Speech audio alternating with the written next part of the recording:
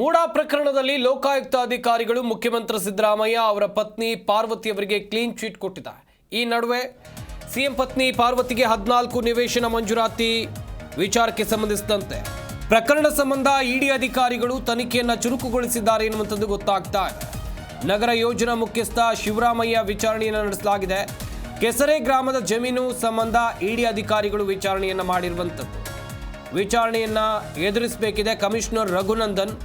ಹಲವು ಮೂಡಾ ಅಧಿಕಾರಿಗಳಿಗೆ ಇಡಿ ಅಧಿಕಾರಿಗಳ ನೋಟಿಸ್ ಸಿಕ್ಕಿದೆ, ನೋಟಿಸ್ ತಲುಪಿದೆ ಎನ್ನುವಂಥದ್ದು ಗೊತ್ತಾಗ್ತಾ ಇದೆ. ಇಡಿ ವಿಚಾರಣೆಗೆ ಹಾಜರಾಗಬೇಕಾದಂಥ ಮೂಡಾ ಶಾಖೆ ಮುಖ್ಯಸ್ಥ ಇವತ್ತು ಇಡಿ ಕಚೇರಿಗೆ ಬಂದು ವಿಚಾರಣೆಯನ್ನು ಎದುರಿಸುವಂತೆ ನೋಟಿಸ್ ನೀಡಲಾಗಿತ್ತು. ನಗರ ಯೋಜನೆ ಶಾಖೆ ಮುಖ್ಯಸ್ಥ ಶಿವರಾಮಯ್ಯಗೆ ನೋಟಿಸ್ ನೀಡಲಾಗಿದೆ. ಕೆಸರೆ ಗ್ರಾಮದ ಸಂಬಂಧ ವಿಚಾರಣೆಯನ್ನು ಎದುರಿಸುವಂತೆ ನೋಟಿಸ್ ನೀಡಲಾಗಿದೆ.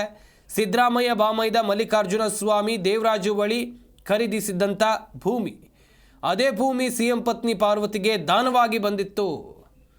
ಸದ್ಯ ಪ್ರಕರಣದ ತನಿಖೆ ಚುರುಕುಗೊಳಿಸಿದ್ದಾರೆ ಇತ್ತ ಇಡಿ ಅಧಿಕಾರಿಗಳು. ಲೋಕಾಯುಕ್ತ ಅಧಿಕಾರಿಗಳು ಪ್ರಕರಣದ ತನಿಖೆಯನ್ನು ನಡೆಸಿದ್ದಾರೆ. ಸಾಕ್ಷ್ಯಾಧಾರದ ಕೊರತೆಗಳ ಕಾರಣಕ್ಕಾಗಿ ಈಗಾಗಲೇ ಕ್ಲೀನ್ ಚೀಟನ್ನು ಕೊಟ್ಟು ಬಿ ರಿಪೋರ್ಟನ್ನು ಕೂಡ ಸಲ್ಲಿಕೆ ಮಾಡಿದ್ದಾರೆ. ಅದು ಒಂದು ಕಡೆಯಲ್ಲಿ. ಇತ್ತ ಇಡಿ ಅಧಿಕಾರಿಗಳ ತನಿಖೆ ಕೂಡ ವೇಗವಾಗಿ ಸಾಗ್ತಾ ಇದೆ. ಇಲ್ಲಿ 14 ನಿವೇಶನ ಮಂಜೂರಾತಿ ವಿಚಾರಕ್ಕೆ ಸಂಬಂಧಿಸಿದಂತೆ ನಗರ ಯೋಜನಾ ಮುಖ್ಯಸ್ಥ ಶಿವರಾಮಯ್ಯ ವಿಚಾರಣೆ ಕೂಡ ನಡೆಸಲಾಗುತ್ತೆ ಎನ್ನುವಂಥ ಮಾಹಿತಿ ಇದೆ. ನೋಟಿಸ್ ತಲುಪಿದೆ. ಇವತ್ತು ಇಡಿ ಕಚೇರಿಗೆ ಬಂದು ಹಾಜರಾಗುವಂತೆ ನೋಟಿಸನ್ನು ಕೊಟ್ಟಿದ್ದಾರೆ. ಕಾದು ನೋಡಬೇಕು ಮುಂದೆ ಯಾವ ರೀತಿ ತಿರುವು ಪಡೆದುಕೊಳ್ಳಲಿದೆ ಮೂಡಾ ಪ್ರಕರಣ.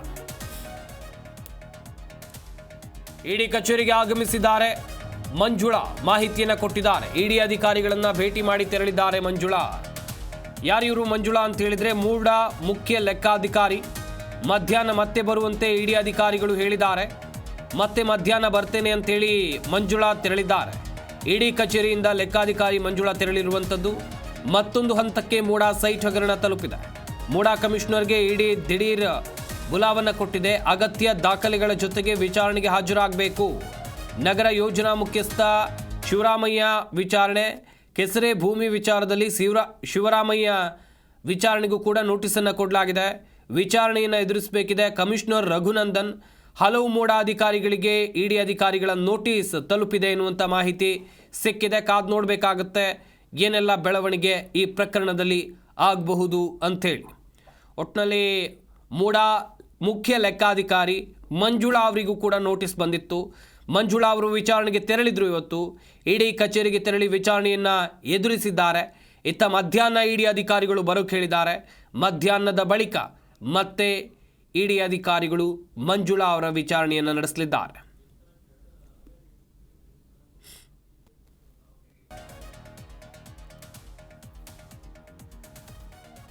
ಗಮನಿಸ್ತಾ ಇರ್ಬೋದು, ಮೈಸೂರು ಅಭಿವೃದ್ಧಿ ಪ್ರಾಧಿಕಾರದಲ್ಲಿ ನಡೆದಿದೆ ಎನ್ನಲಾದಂಥ ಅಕ್ರಮ ವಿಚಾರಕ್ಕೆ ಸಂಬಂಧಿಸಿದಂತೆ ಕೋರ್ಟ್ ಆದೇಶ ಅನುಸಾರ ತನಿಖೆಯನ್ನು ನಡೆಸಿದ್ದು ಮೊದಲು ಲೋಕಾಯುಕ್ತ ಅಧಿಕಾರಿಗಳು.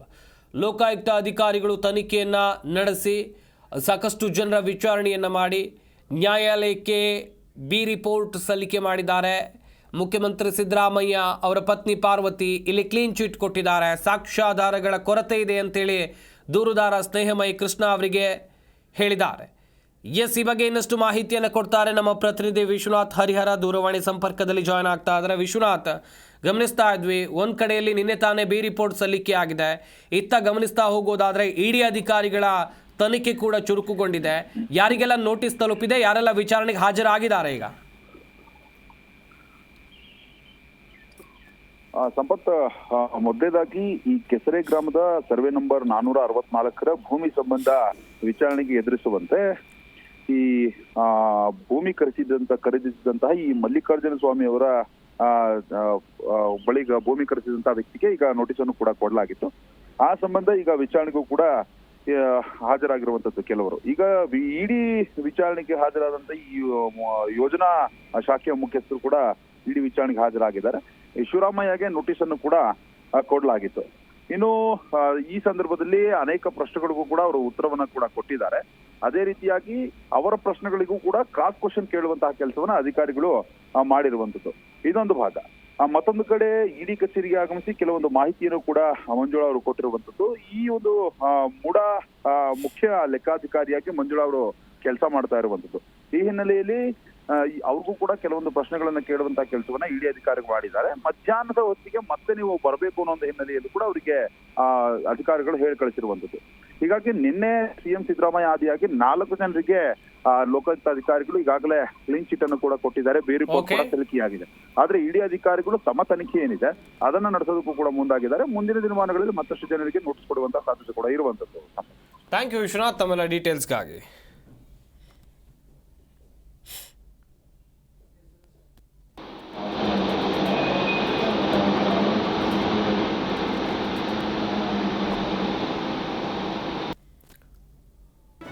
ಜಿ ಕನ್ನಡ ನ್ಯೂಸ್ ಈಗ ನಿಮ್ಮ ಮನೆಯಲ್ಲೇ ನೋಡಿ.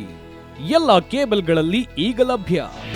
ನಿಮ್ಮ ನೆಚ್ಚಿನ ಜಿ ಕನ್ನಡ ನ್ಯೂಸ್ ಈಗ ಸನ್ ಡೈರೆಕ್ಟ್ ನಲ್ಲಿ number 292, Tata play number 1664, Jio TV number 1334, NXT digital number 30, in cable number 30, city networks 51, U digital number 162, GTPL number 17, Rockline telecommunications number 42, Shri Basaveshwara cable number 168, rural cable network 60, Vinayaka digital 57, Abhishek cable 821, city channel 53, Siddeshwara cable network 57, V4 digital Infotech 628, Surya digital networks 53, Gajanan digital number 836, Malnad infotech private limited number